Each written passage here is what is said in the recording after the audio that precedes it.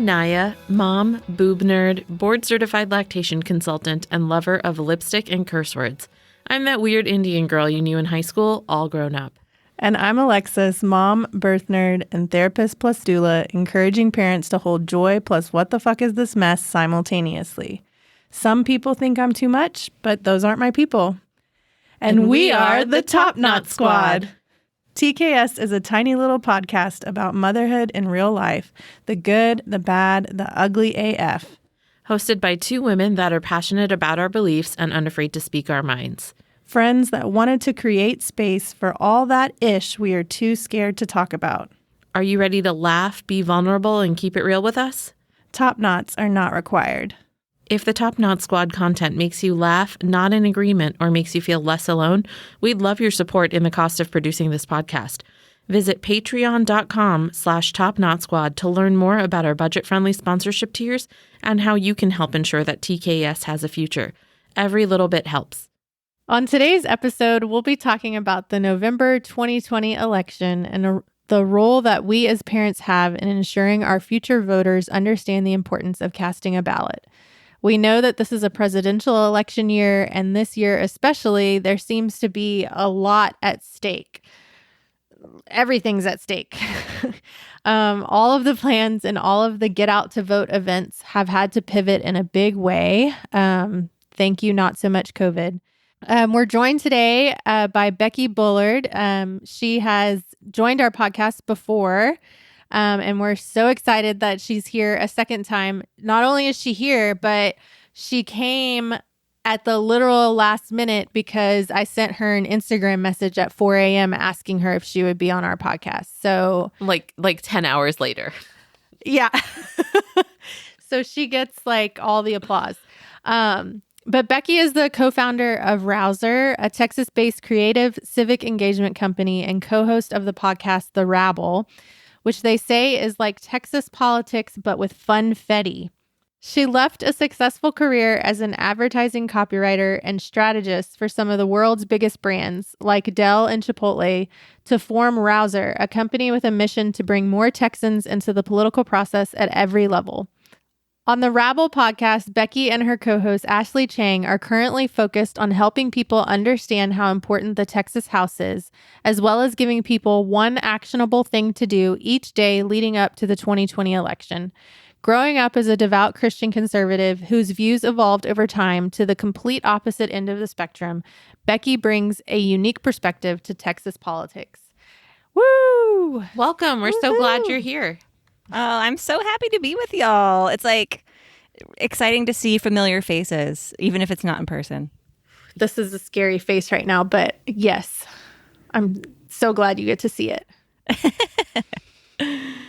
So it's been a little while since we've had you on, and despite COVID and, the world being on its head, you seem to have stayed pretty busy. Can you tell us a little bit about some of the projects that you've been involved with? I saw something on, I think, the Rabble's Instagram about, on the Rabble's Instagram about a film being released this month, or you and Ashley are in a film? Yeah.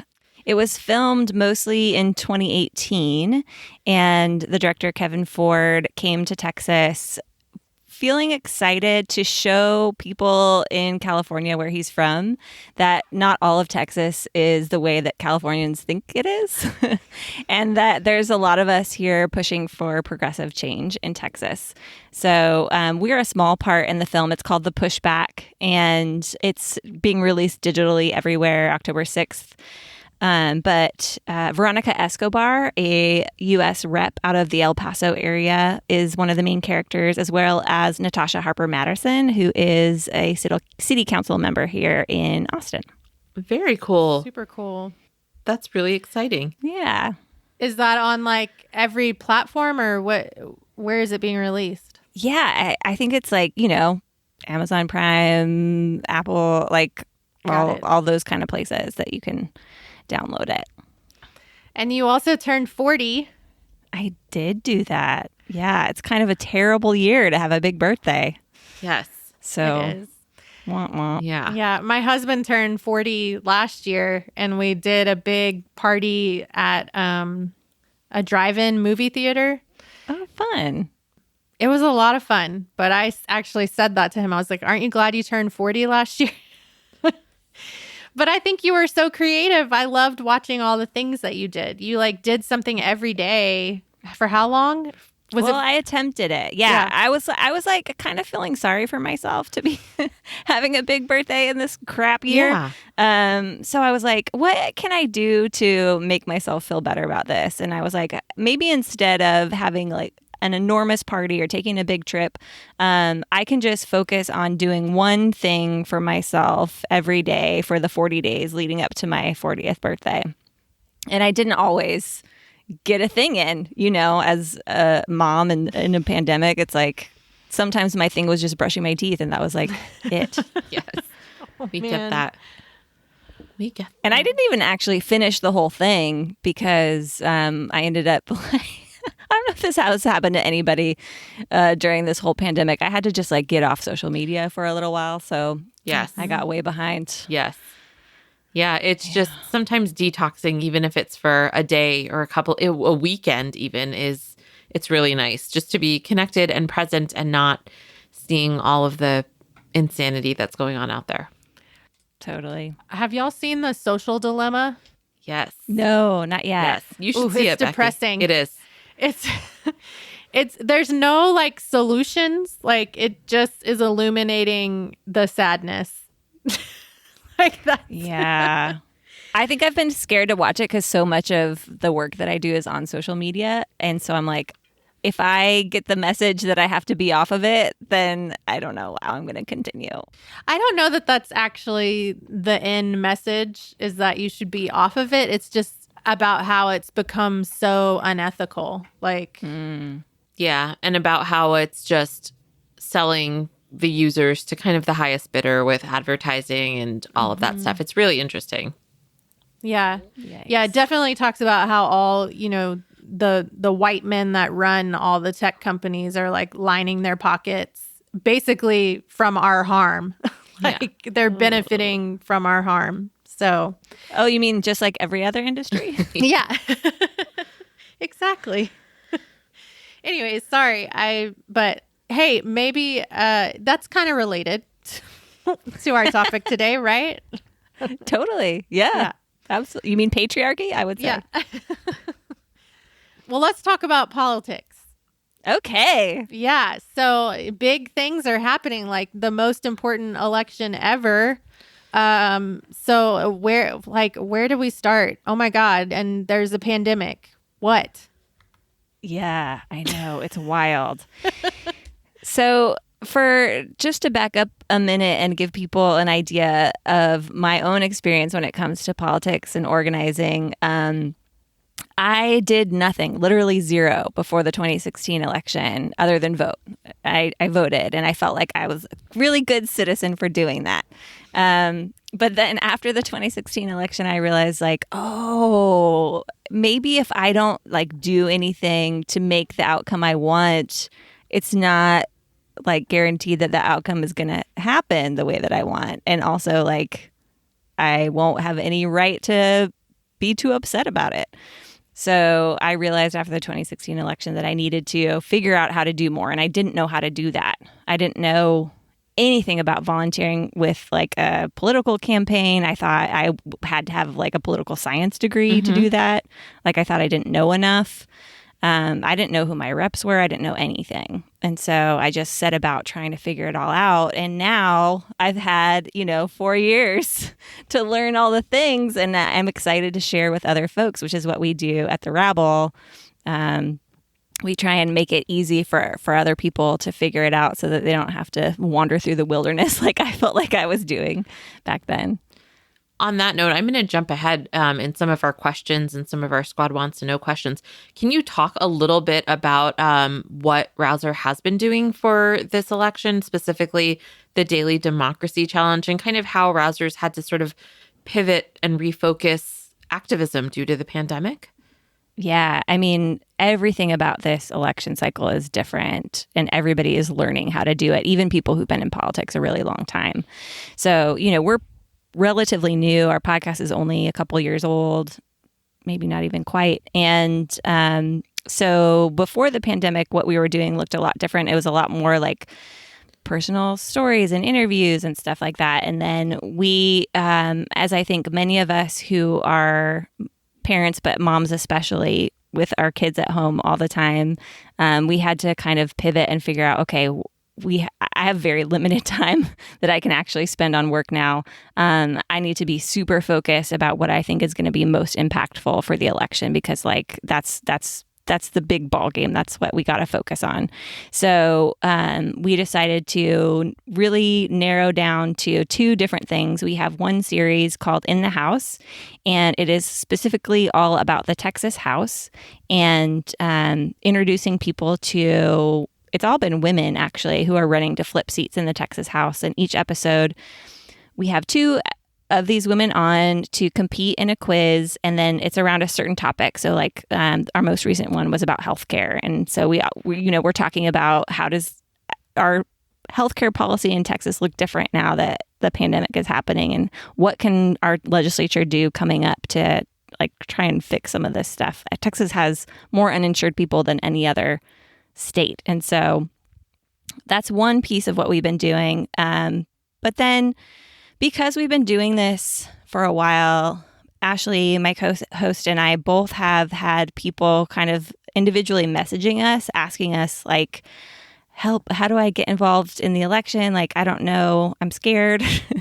And people didn't know where to begin. And so that's why I was like, instead of answering like 1,000 DMs, maybe I will make a thing to be a resource for people. So we decided to come up with this daily democracy challenge.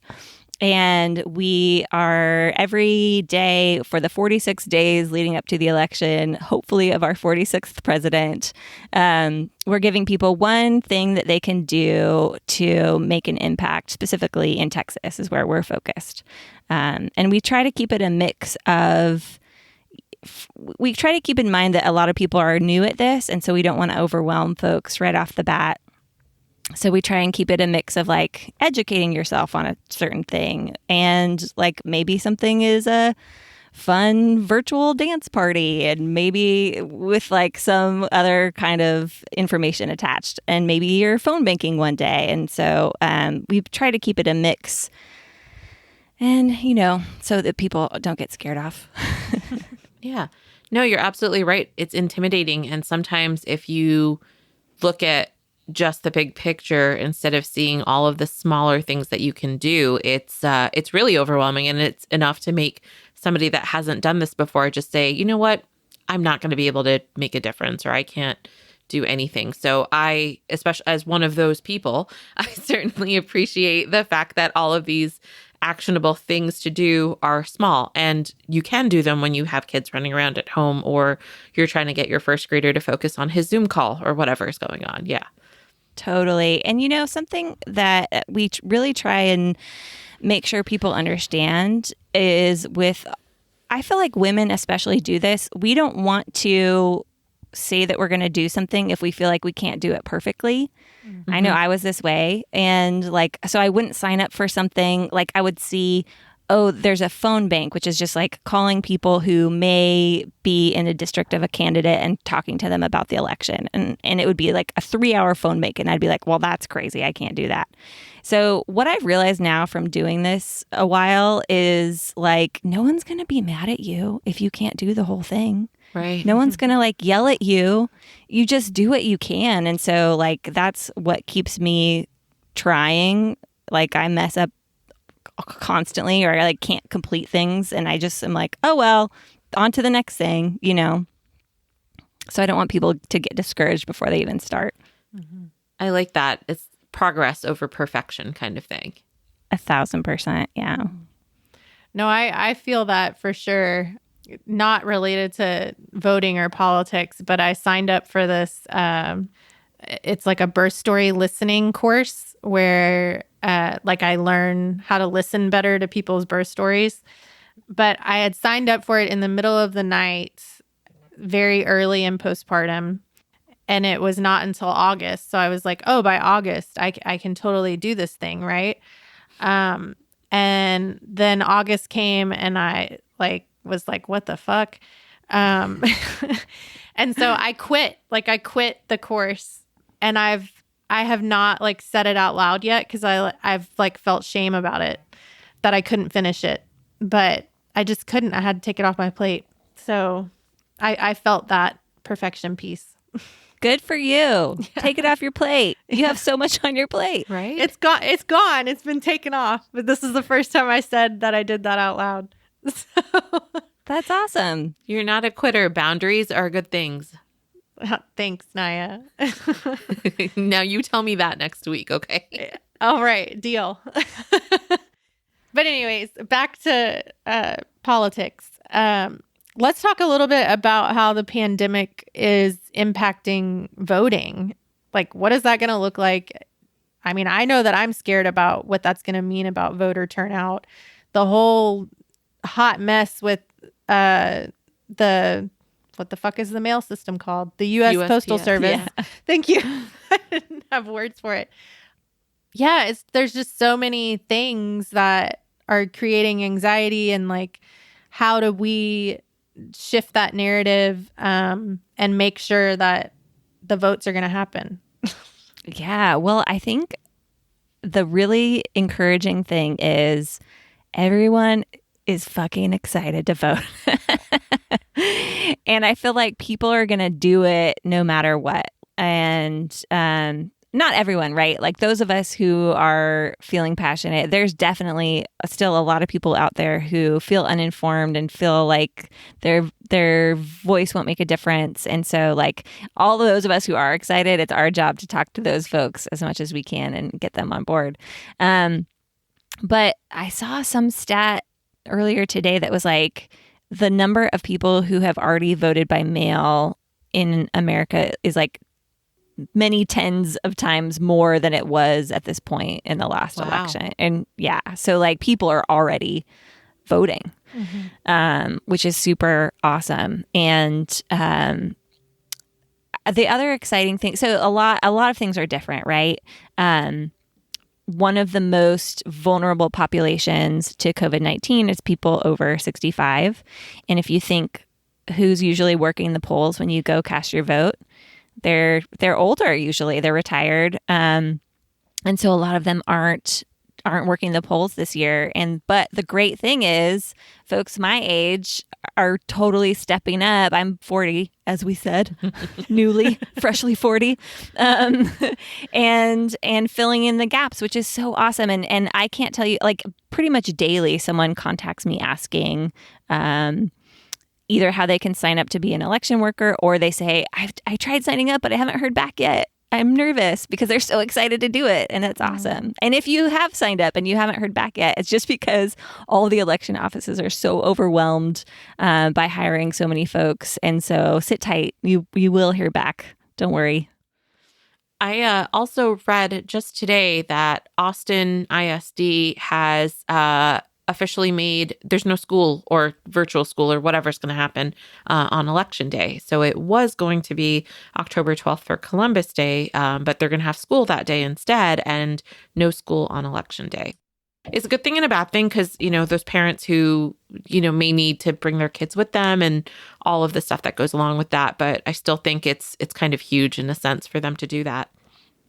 Yeah, that is awesome. And I think part of the reason they were trying to do that is because, they were looking for more voting locations. Yes. Because they haven't been able to use grocery stores this time because, there's just too much risk. And so I think they were wanting to use schools as polling locations. And if they're closed, then they can do that. Right.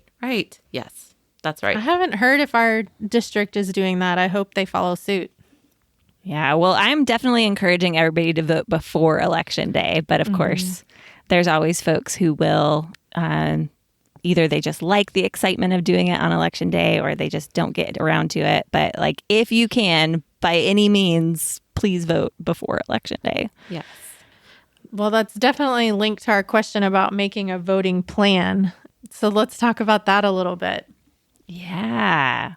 It is so important. And a lot of the times when I'm making phone calls for candidates at this point, what I'm doing is trying to help people make a voting plan, because, it's like anything else, right? If it's not in your calendar, is it going to happen? maybe not.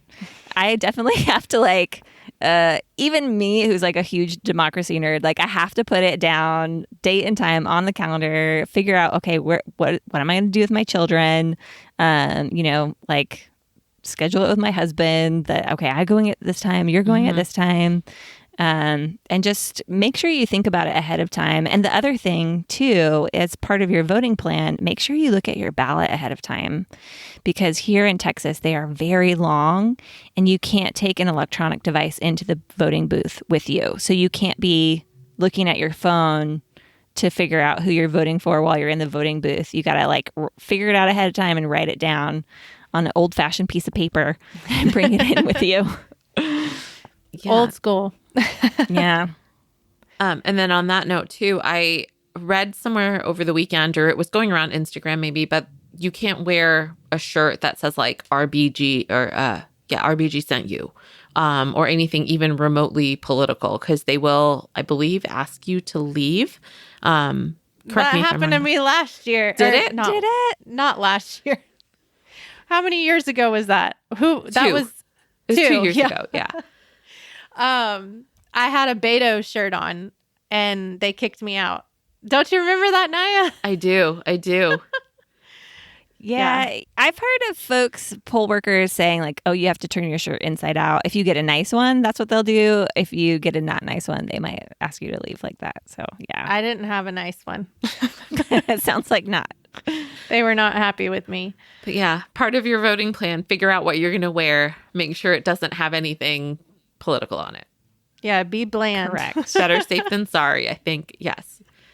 Although you can wear red, white, and blue and stars and stripes, which is what I always do. And I have these giant, like enormous, the size of my fist, silver sequin star earrings that I wear, and like a red and white striped top and a blue. Like I go all out. That's amazing. I love it. That's you got to keep it fun. Yes. So on that note, let's talk a little bit about kids. How do we discuss voting with our children? Do you have any tips, any advice, any resources for age appropriate that are age appropriate for kids? Ooh, that's a great question. My oldest is 6 and my youngest is 4. We haven't talked a ton with them, and I actually should look for some good resources because I would like to have better tools. But I know my 6-year-old, at least when she was in kindergarten, they did a mock election in her kindergarten class. Yeah. And so she told me, she's like, I know what voting is. We did it in kindergarten. I was like, oh, good. My kiddos did that, but they were voting for like, I don't remember, like pizza or donuts. Like they were voting for whatever like their special meal was going to be in the class. I don't know that we've had a conversation about voting, but this is related to one of the listener questions we got. I have had, my oldest has asked me specifically, is our president a bad person? And I don't know where, like, it just kind of came, you know how a lot of times kids ask you something like totally out of the blue and you're like, oh shit, how am I going to answer this? I need a minute. And honestly, I don't remember what we ended up saying, but we had some conversation along the lines of like, yes, we can vote people that run a country and they're in charge and they don't make really good decisions and they do things that hurt other people. Like it was something like that, which I don't even fucking know if that's right. But the listener question was more about, I think she wants like, Naya, do you have it? Sorry, I don't want to say it wrong. That's okay. She had said, how do we teach our kids to fight for what's right, but without teaching them to dislike something that mom or dad don't like? Or any tips for helping our kids to be independent thinkers and to come to conclusions on their own rather than just saying or thinking that they don't like someone because their parents don't like them? So how do we not pass along our own biases? Oh man, this is like a deep question of humanity, and I feel like if I were an expert in this, I would, I don't know, be really famous and making lots of money. It's funny, like I said, my oldest is 6, and my whole life I just like eat, sleep, and drink and breathe politics now. So it was very surprising to me recently. Somebody mentioned President Trump, and I was like, "Have you heard of President Trump?" And she was like, "Oh yeah." I'm like, "Well, what do you think of him?" And she's like, "Oh, he's good." And it made me realize, like, wow, I'm really like not talking very much about this in front of my children, which was shocking to me, because if I had been, probably she would not have that opinion. But I love that this listener is thinking that way, is thinking about, not indoctrinating their children. I think that's a really great first step. Like the fact that you're even aware that you want your child to have their own independent thoughts is a really good place to be starting from.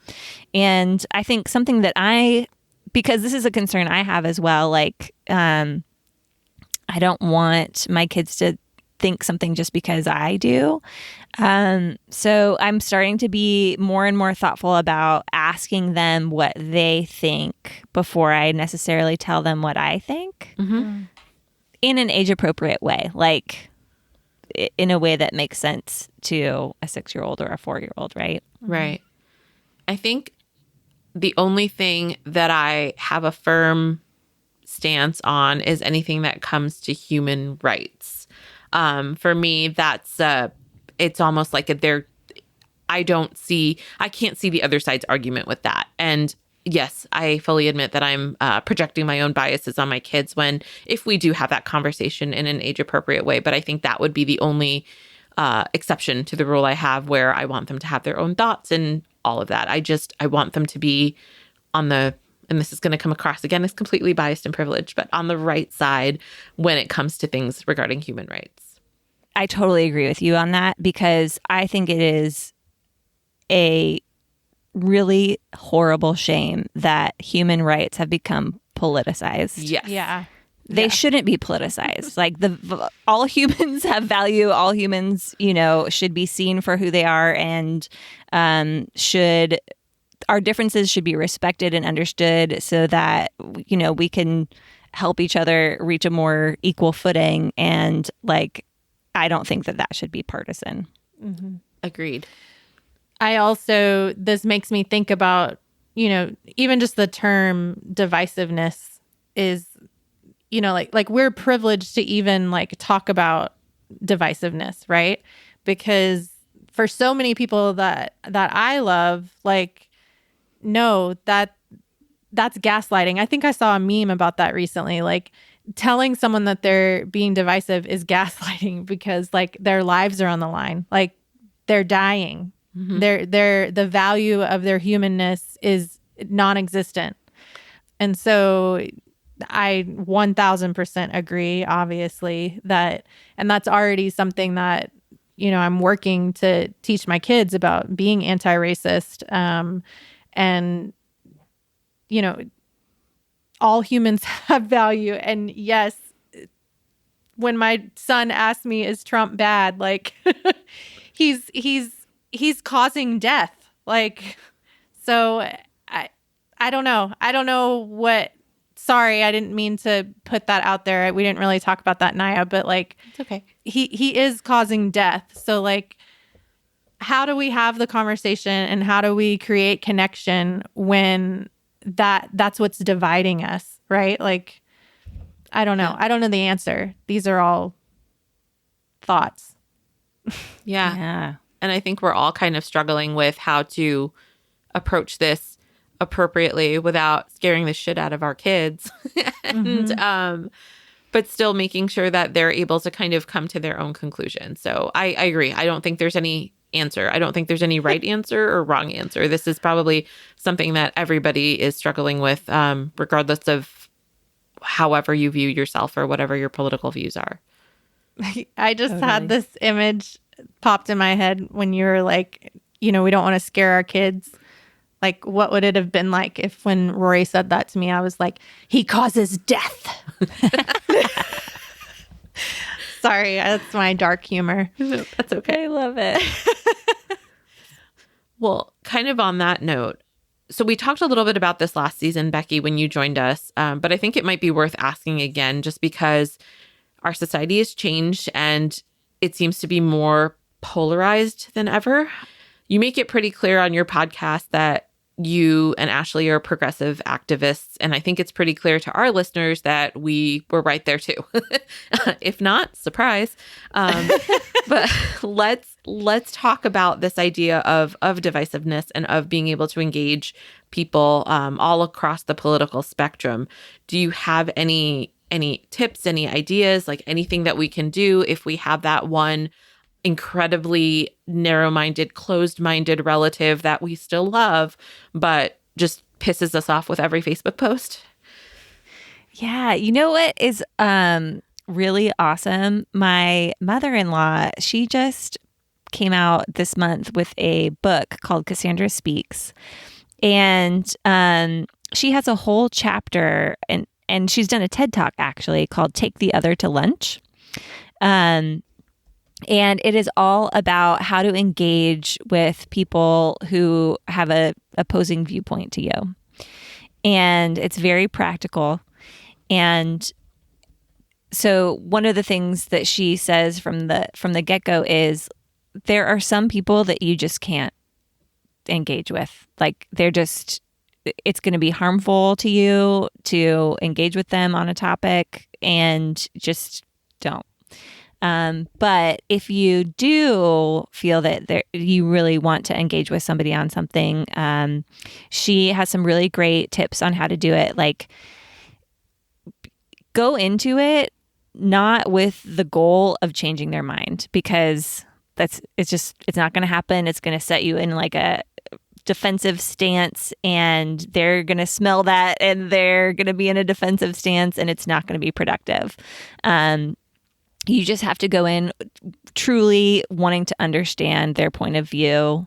And you may have to say kind of like agree to disagree, but just like come to them vulnerably and be like, listen, I want to understand where you're coming from. I want to be able to be honest with you about where I'm coming from. And we're not here to change each other's minds. We're just here to connect and understand each other. And that's how she suggests going about that. I have not been brave enough to try that very often myself. But I want to work up that courage, because I think it's worth it. Yeah, agreed. That makes me think about, I've been having issue with my son's teacher where she's had like super high expectations about virtual school, and she like sent us an email saying that he was falling behind, like on week 2 of virtual school. And I was like, everyone's falling behind. I'm way back here. Like, what are you talking about? 100 undone assignments in our app, by the way. Yes. Like, what? Like, everybody is behind right now. Anyways, my initial response, and I overheard her on a Zoom tell him that he was being disrespectful because he wasn't paying attention, and he was like eating and like had a toy and like this whole thing. And I like purposely give them snacks. I purposely give them fidget toys. So they'll stay. Yes. So I promise that this relates. I'm getting to the point. But anyways, I, of course, was like super angry and defensive and like wanted to be like, bitch, don't call my son disrespectful. Like, you're crazy. Your expectations are too high. And then my friends like talked me off a ledge. I'm luckily friends with a lot of professionals that work with children. So like my best friend is a school psychologist. And then I have another friend that's a social worker, or 2 of them that both work with children. And so anyways, they're my go-tos for anything related to that. And I told them the whole thing, and they were like, well, like, you don't really want to, go in guns blazing. Like, let's take a few steps back. And my one friend, she suggested, she was like, why don't you approach it with curiosity? Like, just ask her, what are the expectations that you have for second graders? How do your expectations look different this year than they did last year? And just like literally throw a whole bunch of curious questions at her and let her come to the conclusion that she's fucking crazy. So anyways, your whole your mother-in-law sounds amazing, by the way. She is amazing. Yeah, Elizabeth Lesser is her name, and her book is Cassandra Speaks. She started in her 20s, she started a commune and a like holistic medicine institute, and she has had like the Dalai Lama come speak there. Like she's like friends with Oprah. She is like, wow. Yes, she's just like very connected in with all these amazing people and just is so wise and has all this amazing stuff to say. That so sounds cool. so different from your upbringing. It is, yeah. Totally. Wow. Two very different worlds, and y'all are raising kids together. That's really cool. Yes. Well, so I was raised Baptist, and I have, talk about raising your kids to be indoctrinated and believe one way. I certainly was indoctrinated by what my parents wanted me to believe until I left and went to college and started thinking for myself. And my mom was not super pleased that I abandoned my Baptist faith. And when I said to her, "But aren't you proud that I'm thinking for myself? Don't you want me to think for myself?" And she was like, "Not about this." So yeah. But yeah, it's funny, like, my husband growing up with folks who started a commune and me growing up Baptist, like, definitely, like, there's lots of skinny dipping that his family does. And I'm like, I could never. Pearls, you got to clutch them. Yeah. I'm there. Yes. That's funny. Naya, I really like the quote you found. Okay. Yeah. I found this quote, and hold on, I got to look at my phone because I saw it on it was a paid Instagram sponsored story thing. And it was. Oh, it's right here. It's not hard for democracy to collapse. Oh, geez. Sorry. It's okay. It goes. Now I had a pop-up happen. Oh, it went over the quote as I was reading it. It's not hard for democracy to collapse. All you have to do is nothing. Oh. Isn't that good? It's from a group called Represent Us, and I think or maybe it's Represent US. It was written down. I'm not sure, but it was in someone's Instagram, some famous person's Instagram story today, and that quote resonated. And knowing that we were going to be recording this tonight, I jotted it down, and I thought it was very powerful. But do you want to speak to what it means or what they're kind of alluding to or anything like that, Becky? Well, it's perfect because our unofficial motto at the Rabble podcast is do more than nothing. Oh. Love it. And it goes back to what I was saying earlier about, especially women, we put this pressure on ourselves that we have to do it the best and we have to be perfect at it. But like literally just do more than nothing. Because if you do nothing, then nothing will ever change. And like, even my husband, like he thinks politics is so gross and he hates it. And he can't understand why like I've thrown myself into this. But I feel like I stayed out of it because it was gross to me. I thought, it's so people are just out for themselves and it's a power struggle and it's gross. But then I thought, well, if good people don't get involved for the right reasons and for the good of humanity, then it will always be gross. It will never change. So I realized that I had to figure it out and get involved and do something. And truly, this election, just voting is not enough. That's the bare minimum. We have to do that. But everybody has to do a little bit more. And the really great thing, actually, I'm such a glasses half full kind of girl. But one of the good things about COVID is if you're an introvert and if you're like scared at the thought of like knocking on someone's door and talking to them about an election, guess what?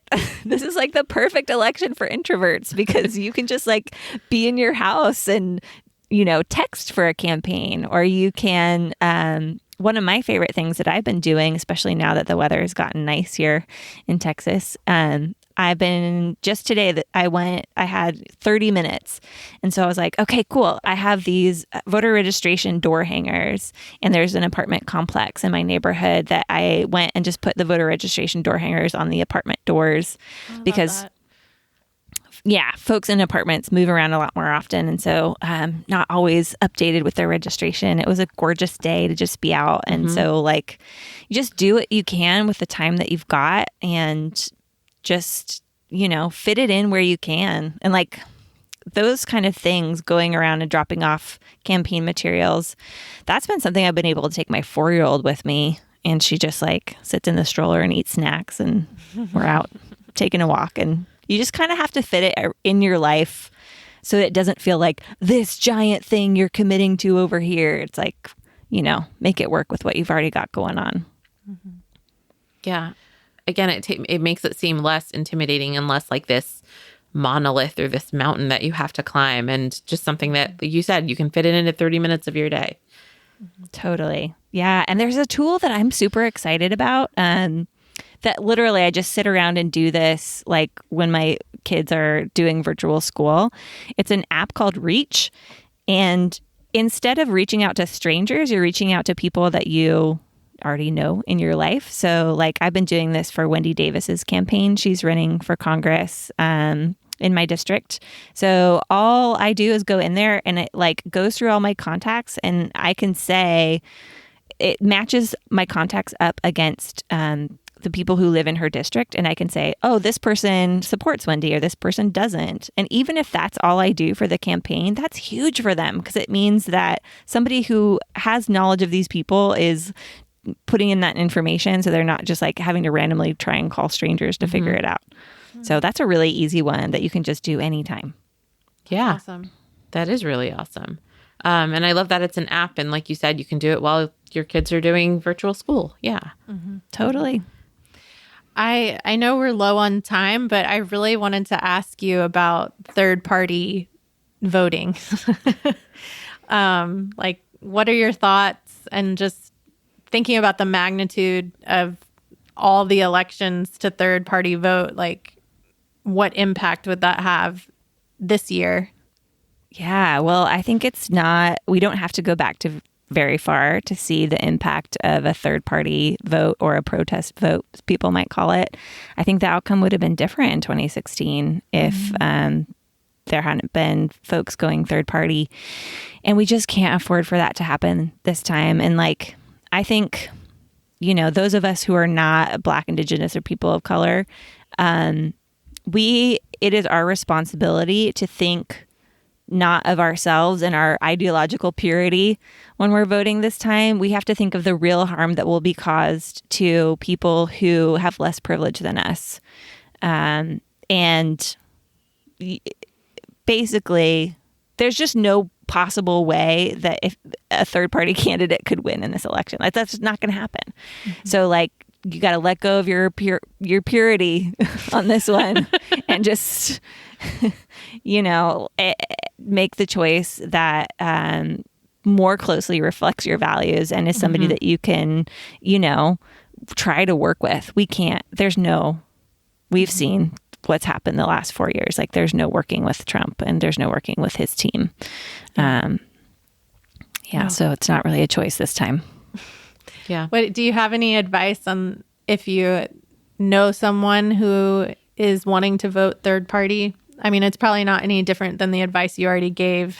It's still the same. You're trying to meet with that person and have a conversation with them. And you said there's some people that you just can't engage with.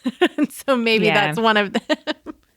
You're not going to change everybody's mind. There's just no way. But if you can come to them vulnerably, right? And just be like, listen, I'm not an expert on these things. That's another great thing that my mother-in-law says. She says, be a don't know it all. It really disarms people. And I think that's a lot of why people like the Rabble, what we do, because we're not experts.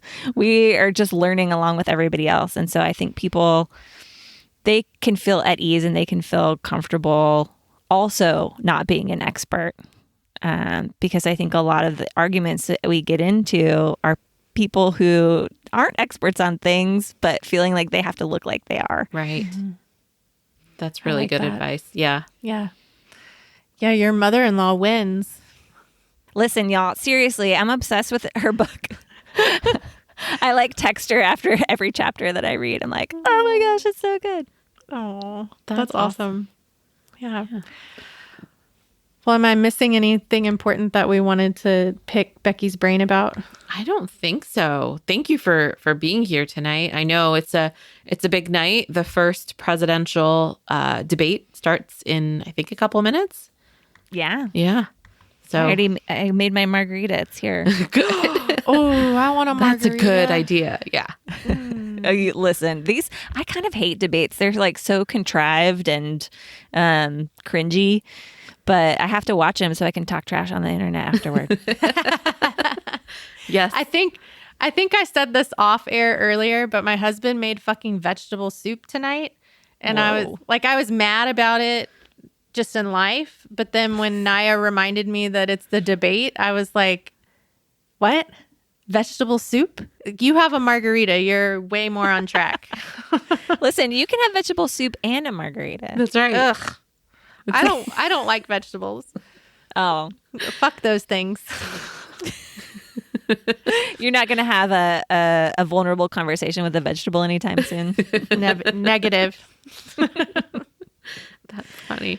Well, thank you again so much for joining us, Becky. It was awesome to have you back. And as always, you were full of wisdom and ways to make politics a little bit more enjoyable and more attainable.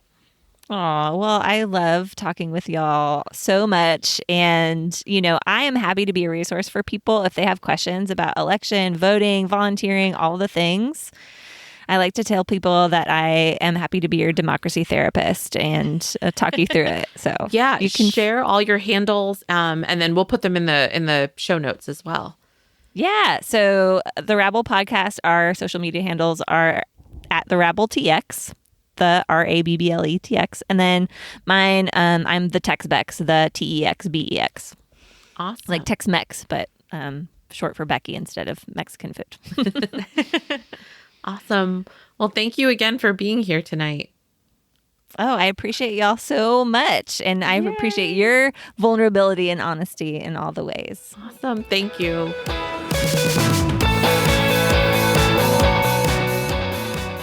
If the Top Knot Squad's content makes you laugh, nod in agreement, or makes you feel less alone, we'd love your support in the cost of producing this podcast. Visit patreon.com/TopKnotSquad to learn more about our budget-friendly sponsorship tiers and how you can help ensure that TKS has a future. Every little bit helps. If you like what you hear, then be sure to click the subscribe button in your podcast app. While you're there, leave us a review. You can find us on social media. Just search for Top Knot Squad. We welcome your feedback and love making new friends.